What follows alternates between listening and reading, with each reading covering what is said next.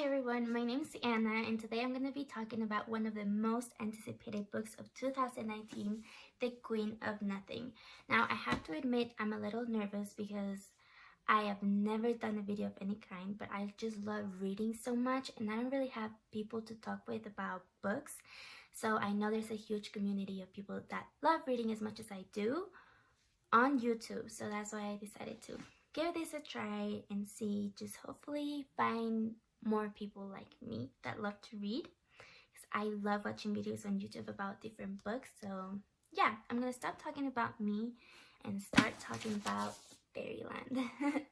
So I did get the Barnes& & Noble version, which if you haven't, I do suggest you get it, because at the end there's some letters that Cardan sent to Jude, and those honestly were one of my favorite part about reading this book. First, I would like to start with my first impressions, and I just want to comment on how beautiful the cover is, like the crown, the snake, the blood, like I love it. And second thing I noticed was how thin the book is.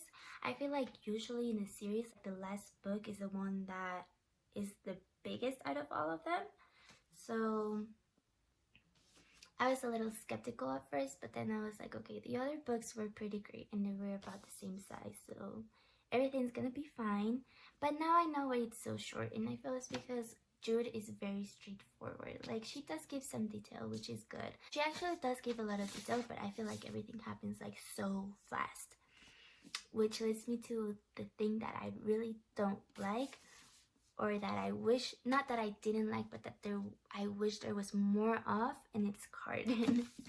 Because I wanted to get to know him a little better, because yes, we get like little scenes with him, like in the first book we barely get any until like the end, or like halfway through the book towards the end.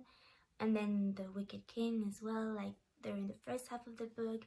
Jude and Cardan are very distant because obviously they hate each other, or like Jude betrayed him. But I was hoping that in this book there would be more. And then it starts with like Jude in the mortal world, and then she gets kidnapped, and then Cardan becomes a snake. So I wanted to see more of him, and just more dialogue between him and Cardan. I would have really liked that, and to get to know him more and see how they come to trust each other. And then I feel like that would have made the book a little thicker, because for example, like I would have liked to see, we learned that Cardan's the one that chose the iconic blue dress in the first book for Jude. I would have liked to hear him say that. So I was a little upset about that. And also there was this part in the book, one of my favorite parts in the book, when Jude and Cardan are lying on the floor and he says this: "We have lived in our armor for so long, you and I, and now I am not sure if either of us know how to remove it." And then to answer this riddle, Jude says, "How do people like us take off our armor? One piece at a time." So I would have loved to see that process of them taking their armors one piece at a time, instead of like everything being so straightforward. And then I feel like we would have had like a longer book, more dialogue between Jude and Cardan. So I think that's my only complaint, that it was so short, and there could have been more room for more, not plot, but more detail, more to see more of the relationships between the characters. For example, also with Terrence's redemption, I think there could have been more material there of Jude and Terrence like trusting each other again. I felt like there was room for there to be more description about that to make the book a little longer. So those were like some things that I noticed. But however, I want to talk about some good things. So when I was reading the book, I was so glad that Jude did not spend a lot of time in the mortal world, because I know this world, like I'm bored of it. I want to go to Fairyland where everything is fun and interesting and dangerous and extravagant. Like, just Jude, get there already. And I really enjoyed the new character of Grima Mog. I really liked her. I really liked their little duel they had. Now, when Jude came back from fighting Grima, I was like, I wonder if Cardin's gonna be there. I just imagined him sitting like in an apartment, something a little bigger than a studio apartment, sitting on like an old couch having tea with Vivi, and this like Jude walks in like all beat up, and she's like, Cardin. Like I was hoping to see some of that because I really wanted to see Cardin in the mortal world, which it does end up happening. So thank you, Holly Black, for letting me imagine Cardin in skinny jeans and a t-shirt. That was great. But I have to say that I like that Tyrion was there. I like the whole idea of Jude pretending to be Tyrion and Jude getting to know what it is like, what Tyrion's life is like in Locke's house. And then there's also that plot twist that I really did not see coming, was Locke's death. I was kind of hoping that Jude would get her revenge on him, but I did kind of like that it was Tyrion instead. I like that she realized the kind of person or fairy Locke was, and she ended up putting an end to it. I just really like that all these characters are imperfect. I want to talk about everything, that I'm just like skipping some things. But yeah, Locke said I like that Tyrion was the one that killed him. So I thought that was really interesting. One of my favorite parts of the book is when Jude and Cardin finally reunite.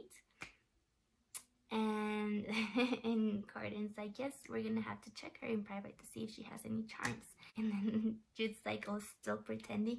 And Cardin's like, Jude, I know it's you. Like, I know it from the moment you walked in the room. I was like,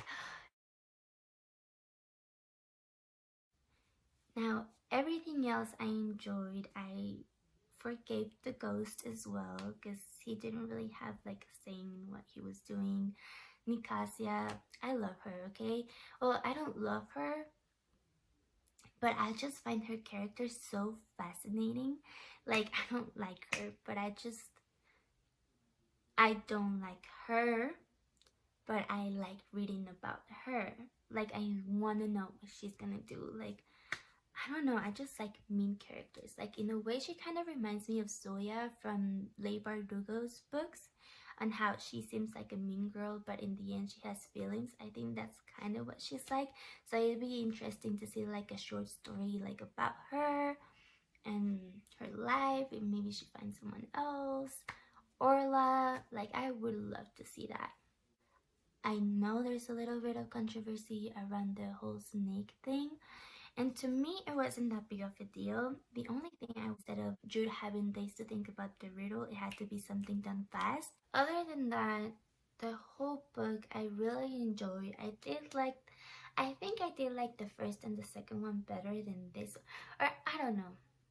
I don't know.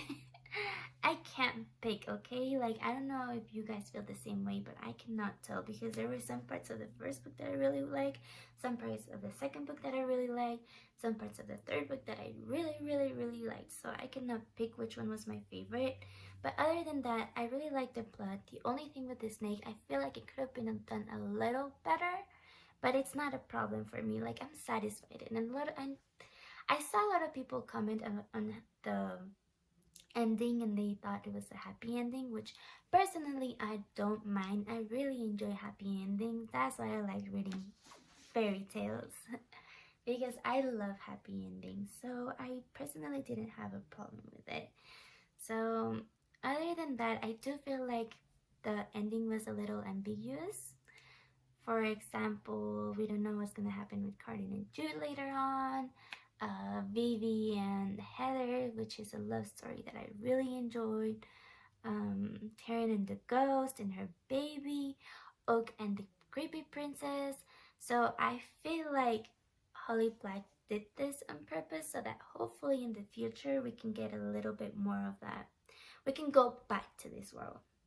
That's what I want to say, and I really hope it happens because I love this world and I am genuinely gonna miss it. So I'm probably gonna reread sometime again because I just love Elfheim, or I don't know how to pronounce it. But I think that's all I have to say. If anyone is watching this, please leave a comment. I don't know. I hope someone's watching, because if not, it'd be like talking to myself. Comment, please comment. I want to talk to you. If you're watching this, comment.